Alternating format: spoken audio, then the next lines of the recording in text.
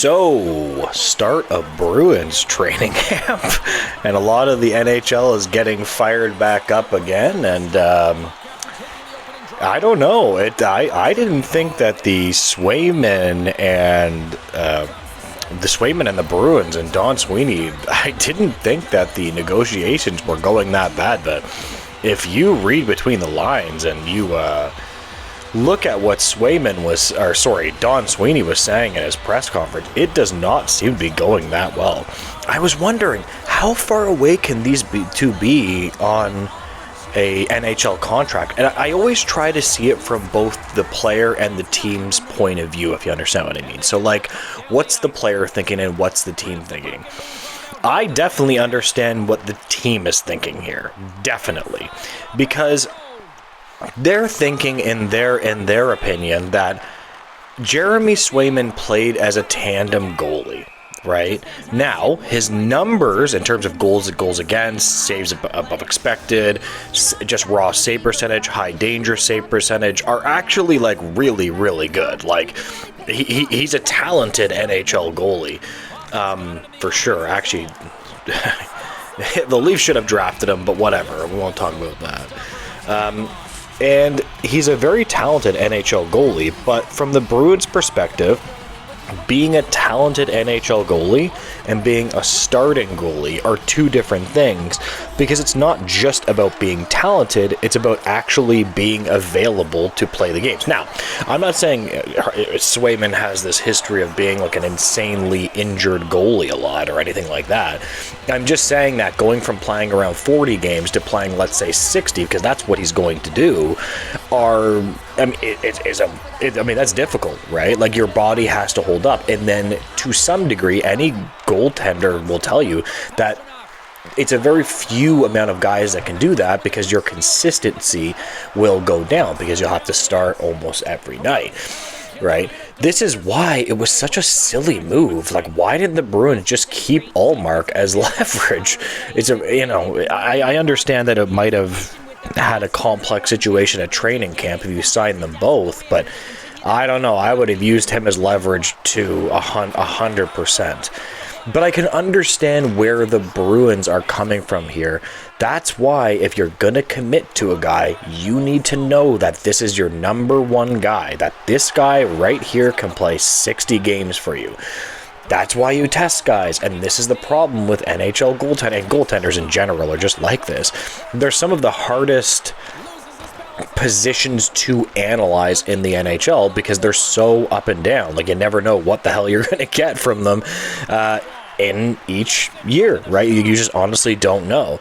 Now, when it comes from the Bruins, though, the Bruins are just a pretty good and structured NHL team, right? So you could also make the... I'm honestly interested to see if the Bruins actually start the season without Swayman. I'm interested to see what will happen here. Because here's the thing, though. It might not be the smartest play by Swayman, because remember, the Bruins are actually pretty good defensive, like I just said.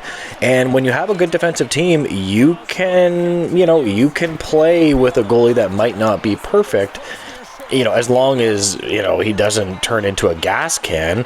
The other Bruins goalies will probably look fine enough, and they'll be able to get by, right? Like, they're a very talented. I mean, they have high-end talent. They have the Marchand, who has taken a little bit of a step back, and he had obviously I'd be facetious, but he's had 18 surgeries this offseason, but Pasternak as well too, and they have some decent players, but they're just, what puts the Bruins over the top is they're just a very well-coached team, right?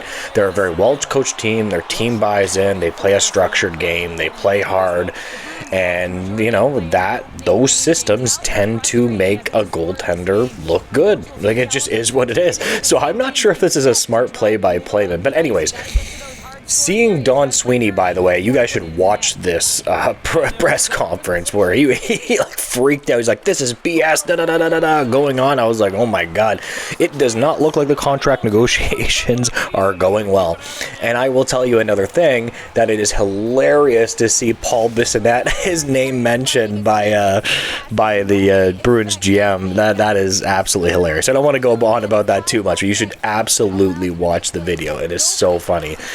But again, I in my perspective on this, I understand what Swayman feels. He probably saying, well, hold on, like, you know, look at my stats, you know, look at how good I've been over my NHL career. I want to get paid a big payday. I totally understand why this team, though, the Bruins, are very skeptical to give him that, because he just hasn't played the games. Like, he hasn't proven himself to be a solidified starter, and that would worry me. It absolutely would. I don't really like paying goalies big, man. I'm not a fan of it. I mean, unless you have a solidified starter, which you could make the argument Swayman is to a degree, I don't like it, so I can understand the hesitancy from the Bruins. The Bruins probably want him closer to 6, which actually really isn't even that bad.